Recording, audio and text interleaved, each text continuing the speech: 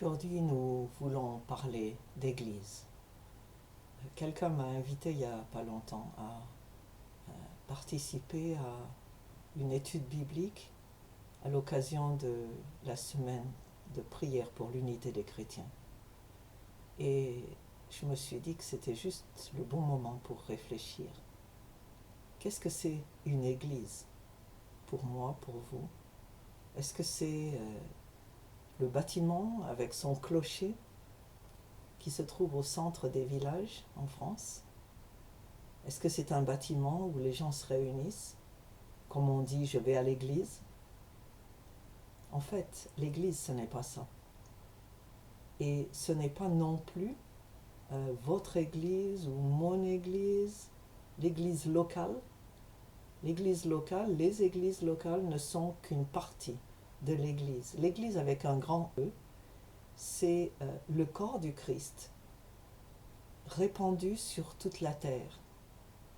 Et une partie de cette église est ce qu'on appelle souvent l'église triomphante, celle qui est constituée de nos frères et sœurs qui ont déjà terminé leur mission sur la terre et qui sont en présence permanente de Dieu, dans le repos. Et donc, l'église, elle est une, puisque c'est le corps du Christ. Il n'y a pas plusieurs corps. Jésus n'a pas plusieurs corps. Il a un seul corps qui est l'Église et qui est faite de ce qu'il a une fois appelé des pierres vivantes. Nous sommes tous vivants, mais nous sommes la construction de Dieu et ensemble nous formons son Église. Ensemble, sur toute la terre, dans tous les pays. Une Église qui compte toutes les langues, toutes les ethnies, toutes les cultures. Une Église qui a été rachetée, sauvée de toutes les cultures, de toutes les aires géographiques. Rappelez-vous aussi que l'Église, elle n'est pas de ce monde. Jésus a dit « Mon royaume n'est pas de ce monde ». Et nous faisons avancer ensemble dans l'Église le royaume de Christ qui n'est pas de ce monde.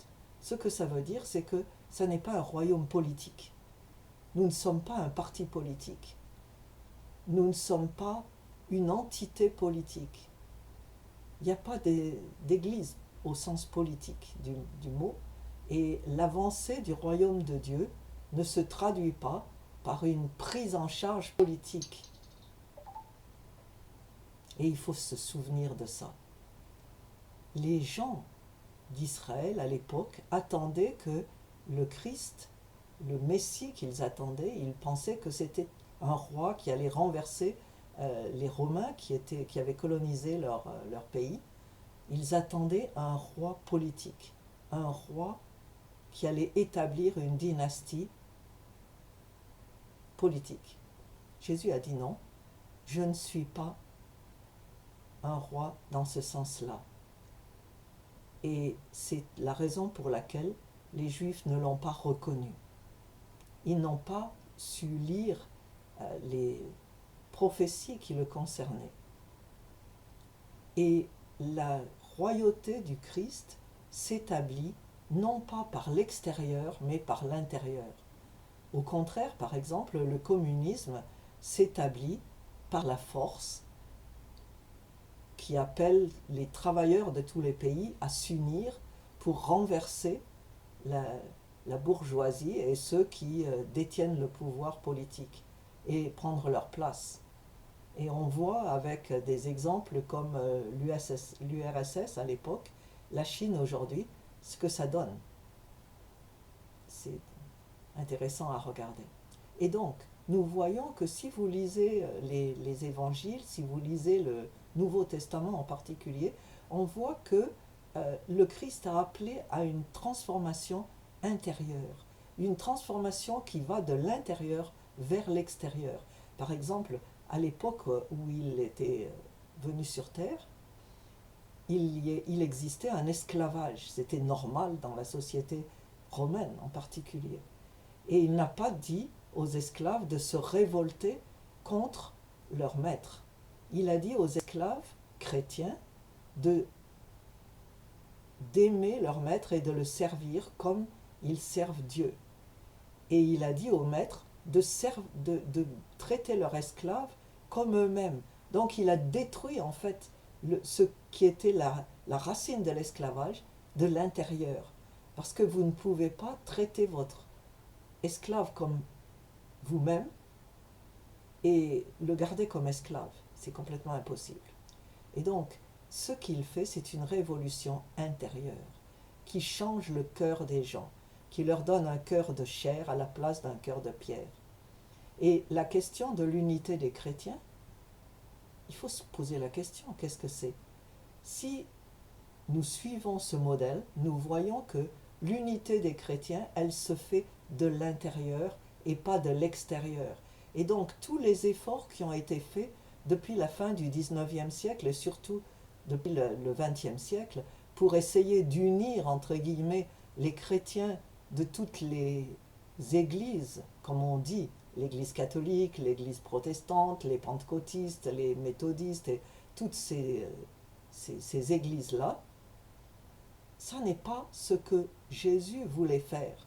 On ne peut pas se réunir, amener tous les leaders des églises pour leur dire, bon voilà, alors qu'est-ce qu'on va faire? Et tout le monde discute, oh ben, on va compromettre ici, et puis on va enlever ce mot-là, et on va changer, on va écrire une Bible ensemble, ça va aider la situation. Ça n'aide rien du tout. Le fait est que l'unité des chrétiens, elle se fait de nouveau de l'intérieur. Nous sommes le corps de Jésus et il est la tête. C'est exactement comme si vous mettez une prise électrique, une fiche électrique dans la prise. Si elle n'est pas enfoncée à fond, votre lampe ne s'allumera pas. Il n'y aura aucun courant. Le courant ne passera pas. De la même manière, pour qu'un chrétien soit uni à son Créateur, que nous soyons unis à Dieu individuellement, nous devons être complètement attachés à lui, comme les sarments au pied de vigne. C'est d'ailleurs une des paraboles de Jésus. Et de la même manière, autant que nous sommes connectés de la bonne manière et complètement à Jésus, nous sommes unis. Il n'y a pas besoin de réunion pour faire l'unité, parce que l'unité, elle est déjà là. J'ai rencontré des chrétiens partout où je suis allée dans le monde, au Nigeria, en France, en Angleterre, au Sénégal, partout où j'ai visité, j'ai rencontré des chrétiens avec qui j'étais complètement unie. Nous n'avions même pas besoin de parler la même langue, mais nous savions que nous avions les mêmes croyances, la même foi. Et c'est ce qui est dit dans la lettre aux Éphésiens au chapitre 4, verset 5. Nous sommes un seul corps, un seul esprit, nous avons une même espérance, nous avons un seul Seigneur, une seule foi, un seul baptême. Un chrétien qui est complètement consacré à Jésus est uni avec un autre chrétien qui est complètement uni à Jésus. C'est logique, puisque nous sommes le même corps.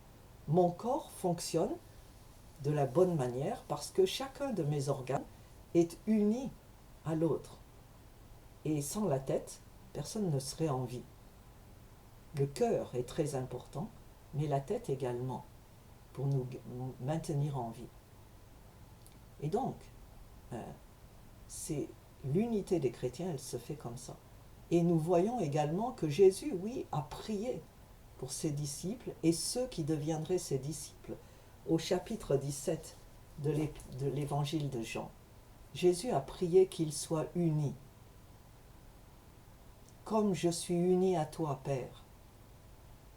Ça ne voulait pas dire que toutes ces églises allaient se mettre ensemble pour essayer de s'unir. La prière de Jésus, c'est une prière de consécration. Que mes disciples soient consacrés à moi, comme je suis en toi, qu'ils soient en moi. Il y a cette unité, c'est plus que l'intimité que la Bible, la Bible parle à propos du mariage, qui est une image de l'intimité de Dieu et de son Église. Ça, c'est juste une petite image humaine. Si nous sommes unis à Dieu, ça veut dire que nous sommes en lui, il est en nous. Et donc, il n'y a pas besoin de faire des réunions pour savoir comment on va s'unir. Et donc, je voudrais vous inviter à réfléchir et à prier dans ce sens.